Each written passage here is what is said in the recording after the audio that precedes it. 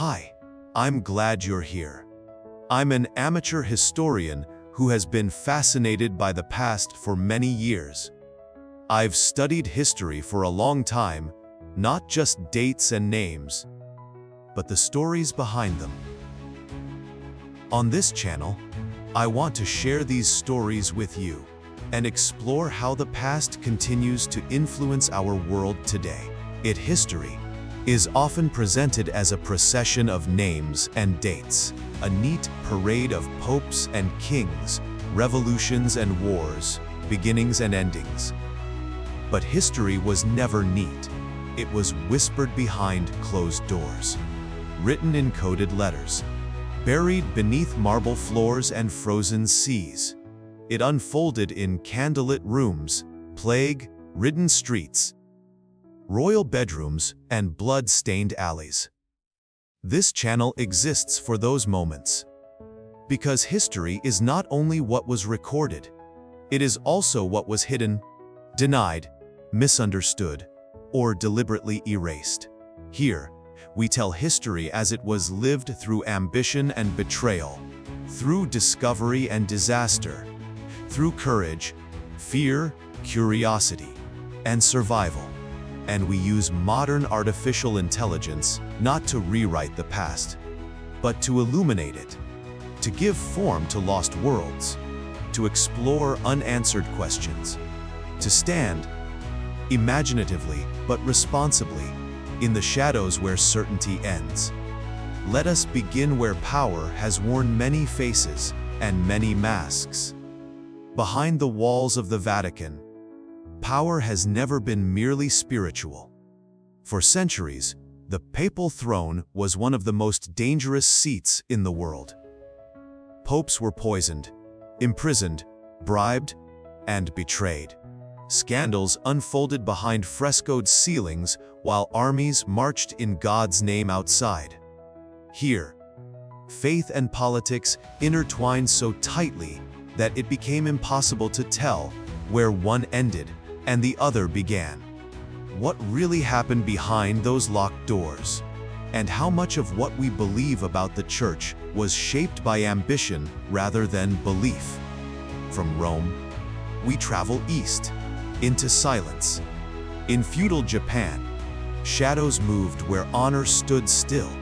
The samurai lived by rigid codes, bound to loyalty, ritual, and public identity. But alongside them existed another world, unofficial, unseen, and deadly. The ninja were not myths, nor merely assassins in black. They were spies, saboteurs, survivors in a fractured land of endless war. Their secrets were passed in whispers, erased from official histories written by their enemies. Who were they really? And why did history try so hard to forget them? From silence, we move to screams.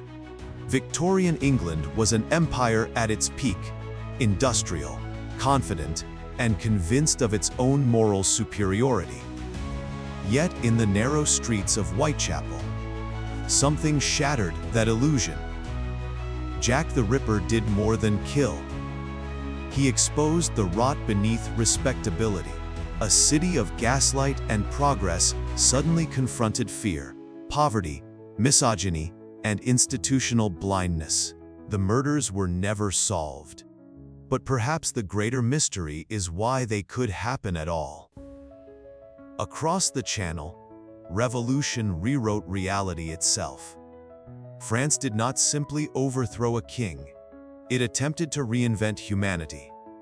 Liberty, equality, brotherhood, words that promised salvation and delivered terror. At the heart of it lies a necklace, extravagant, cursed, and deceptively trivial. A scandal that destroyed Marie Antoinette's reputation before the blade ever fell. And Robespierre, incorruptible in name, merciless in practice. How did a revolution, fueled by justice, become a machine that devoured its own children? Long before revolutions, power wore gold. In ancient Egypt, survival meant mastery of politics, image, and desire. Cleopatra was not merely a seductress. She was a strategist navigating Rome's hunger and Egypt's fragility. Her alliances were weapons, her intelligence underestimated. And centuries earlier, a boy, king ascended the throne, Tutankhamun. His life was short, his death mysterious, but his tomb changed history forever. Treasures buried for eternity spoke louder than any chronicle. What do they still hide? And what price did Egypt pay for divine kingship? As empires flourished, ordinary people endured. The Middle Ages were not only castles and crusades, but hunger, superstition, and terror. In dancing plagues, entire towns moved until they collapsed, as if possessed by something unseen.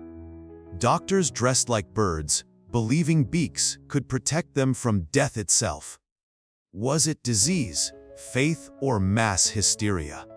Or something far more human, panic in a world? Earlier still, Rome believed it had all the answers. In Cicero's Rome, politics was performance, rhetoric was weaponry, and survival depended on words as much as swords. The Republic stood on the brink of collapse while its greatest minds argued for its soul. Cicero spoke of law, virtue, and order. While chaos crept ever closer, Rome did not fall suddenly. It unraveled through compromise, ambition, and the quiet acceptance of the unacceptable. And beyond the warmth of the Mediterranean, there was ice. In the far north, where the sea freezes and the sun disappears, the Vikings forged a world of spirit and steel. Eric the Red did not merely explore. He was exiled, banished, forced into legend. The North was not empty. It was alive with belief, myth, endurance, and relentless motion. A kingdom not of crowns, but of survival itself.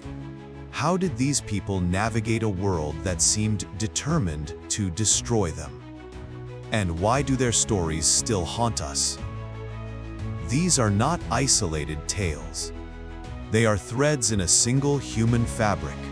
Different centuries, different cultures, the same desires to rule, to belong, to understand, to be remembered.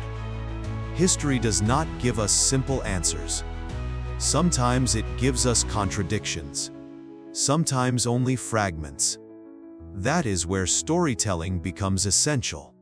On this channel, some scenes are reconstructed, carefully, transparently, grounded in evidence, but open about uncertainty, because imagination, when disciplined by history, becomes a tool, not a lie. We do not replace facts. We breathe life into them. This channel is for those who want to step inside history, to feel its weight, to question its narratives, and to understand that behind every event was a human being who did not know how the story would end. History is not finished speaking, and this is where we begin.